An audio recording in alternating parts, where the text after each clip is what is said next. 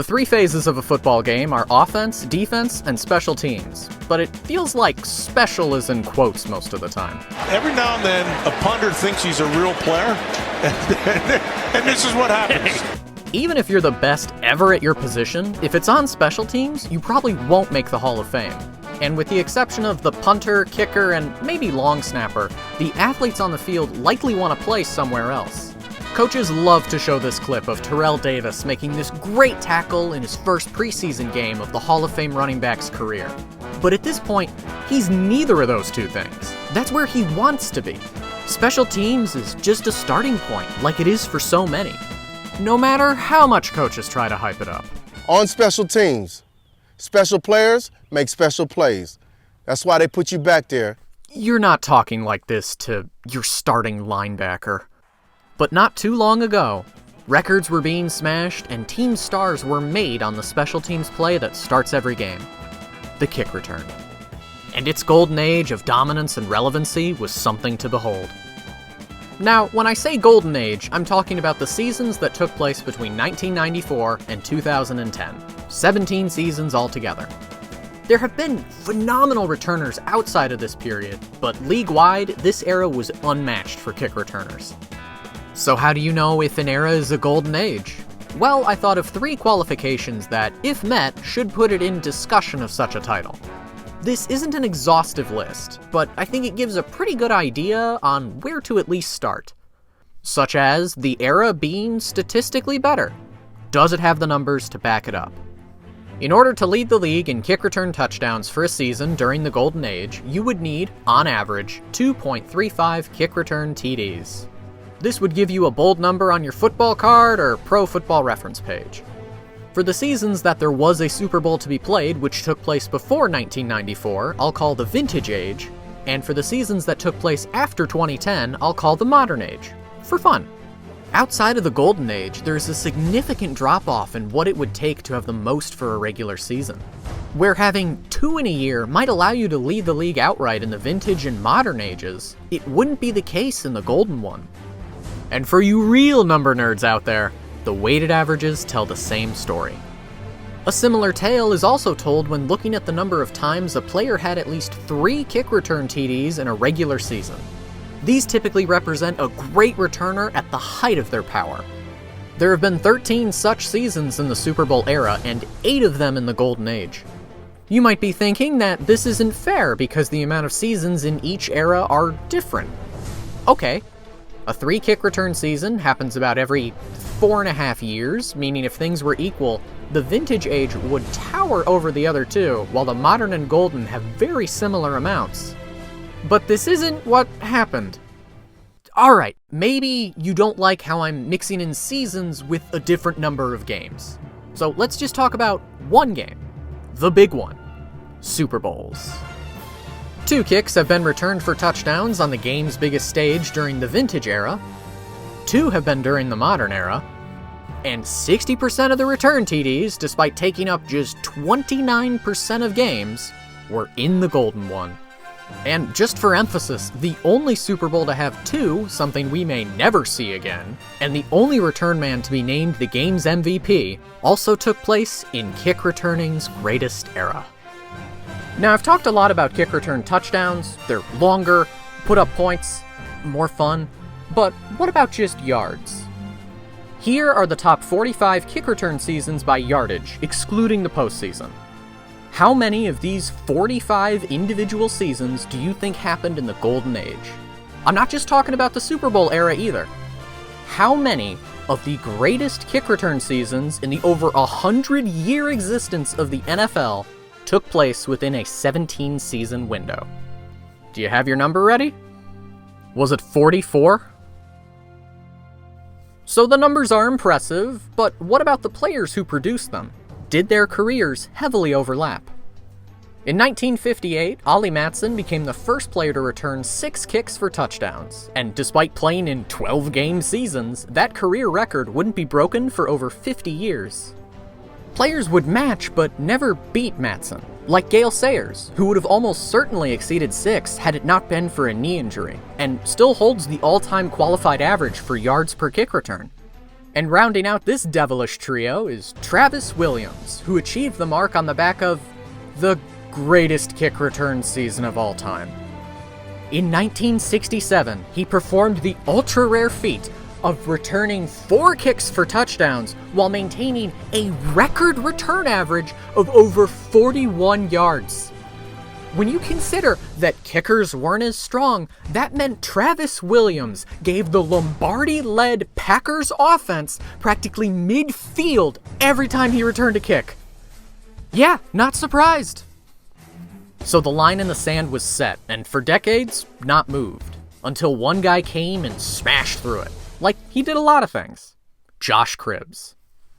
He recorded numbers 7 and 8 in the same game because he didn't feel like waiting and wanted to really put himself ahead of everyone else. But there was a guy not too much later who would tie him at 8, Leon Washington. Within a 3-year span, these two put a record that had a crowded top podium, which now included guys like Mel Gray and Dante Hall, far into the rearview mirror. 8 isn't even the record today, it's 9, held by Cordero Patterson.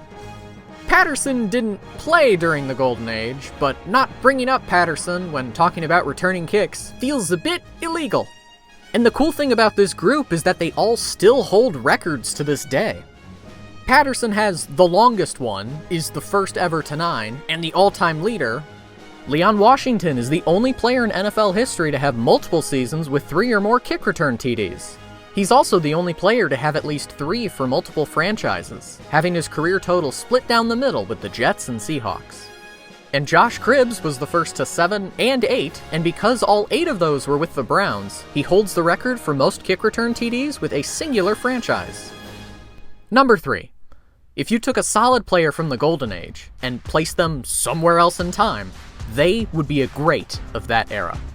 Let's take a guy like LaRod Stephens-Howling and compare him to someone playing today like Kene Nwangwu. I'll use just their first 2 seasons. Stephens-Howling, also sometimes nicknamed Hyphen, returned 3 kicks for touchdowns in his first 2 seasons and led the league in kick return yards in his second one. Kene Nwangwu also had 3 kick return touchdowns in his first 2 years, led everyone in kick returns in his second season, has led the league outright in kick return TDs, and got some All-Pro love too. As of writing this, Nwangwu and Cordero Patterson are the only active players in the NFL who have more than 2 kick return touchdowns to their name. And when you factor in Patterson's age, there's a case to be made that Kene Nwangwu is currently the biggest kick return threat in the league. And a guy like Stephens-Howling, when he played, I don't think he was considered even a top 5 kick return threat in the general public's mind. Okay, so it's the end of the 2010 season. Who do you think the consensus top 5 kick returners are? Top spot goes to Cribbs. At this time, he has the most ever. Washington takes up the second spot as he's chasing down Cribbs and is pretty close to doing so. Jacoby Ford is fresh off a 3 kick return TD campaign. Devin Hester, despite being much better at punt returns, still would make this list based off name recognition alone. And that final spot. Percy Harvin had recently won Rookie of the Year and had 3 kick return TDs over the previous 2 seasons, but also accomplishing 3 in the last 2 is Brad Smith in a pretty big market, so flip a coin? I don't think Stephens-Howling makes this list. If he played during another time, no doubt more national recognition would come his way. And if Nwangwu played during the Golden Age, he would still be a threat, but just one of many.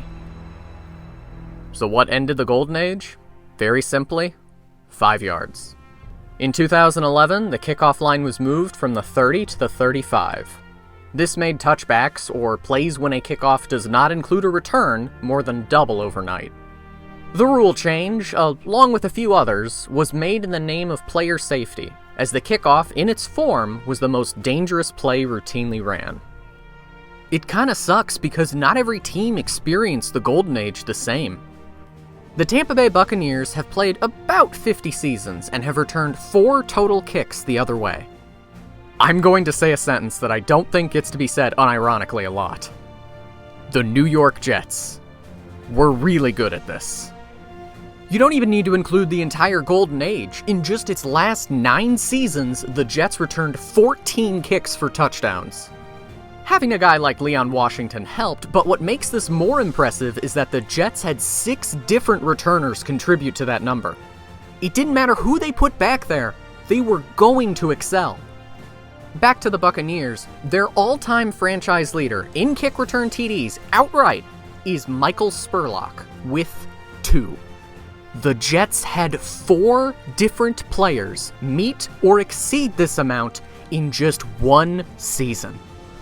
Oh, and about those 4 returns to Tampa Bay's name, they happened in back-to-back-to-back-to-back seasons, all within the Golden Age.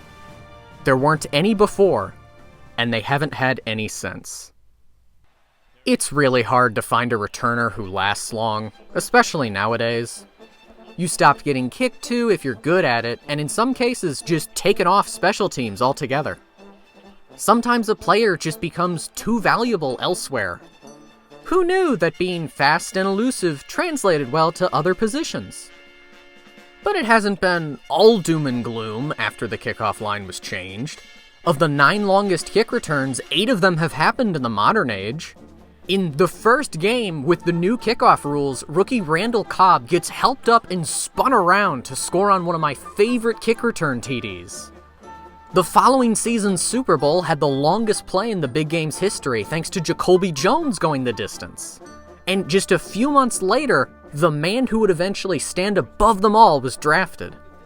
But is this it? The play's last gasps? In 2023, there were just 4 kicks returned for touchdowns. A modern age low. If there was a plan to kill the kickoff, it looks like it's working. And that's a shame. It's one of the few plays directors experiment with on broadcasts. Do you know how rare a different camera angle is when the offense is on the field? There have been a few guys, even lately, who have found their niche with this play too. Andre Roberts extended his career into his 30s by becoming a special teams ace, and was even named first-team All-Pro with the Jets because, of course. I don't want to see the kickoff die. The play's name is a verb. And I don't think the league does either. In 2024, the dynamic kickoff was introduced. The league tried to thread the needle in still making the play safer, but giving it a needed shot in the arm. And like the previous round of rule changes, there was a kick return touchdown in Week 1. You know, come to think of it, what started the Golden Age anyway? Why does it start in 1994 and not 1993? Huh. In the 1993 offseason, the NFL moved the kickoff line from the 35 to the 30. And yes, there was a kick return TD in Week 1 after the major rule change. The line move was an effort to make big returns more common and make the game more exciting, and it worked immediately. It ushered in the play's golden age, which really should be called the age of the 30-yard kickoff line. I don't even think returning kicks was in that bad of a state as it was in 2023. Oh. So is the dynamic kickoff the savior of the kick return? It's too early to tell. We'll likely need to wait a few seasons to gather enough data. There's still lots of untapped potential with the play too. Teams seem to have rediscovered the lateral, and with the dynamic kickoff, there are 2 returners deep with a lot of room in front of them. It has worked before. I don't think the dynamic kickoff is the last resort if it doesn't pan out. The NFL has moved the kickoff line a few times. Way back in the day, kickoffs used to be from the 40-yard line, which only makes these guys' accomplishments more impressive, at least in my eyes. The league typically likes big plays that produce points. It's not out of the question to move it back again.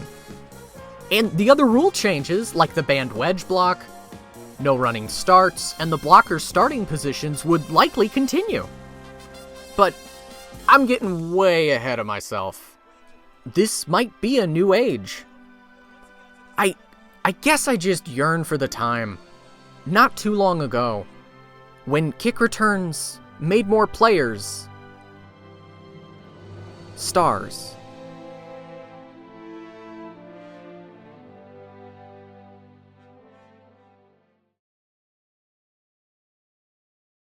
You know, I talked about how Kane Wongwu is probably the most exciting kick returner currently.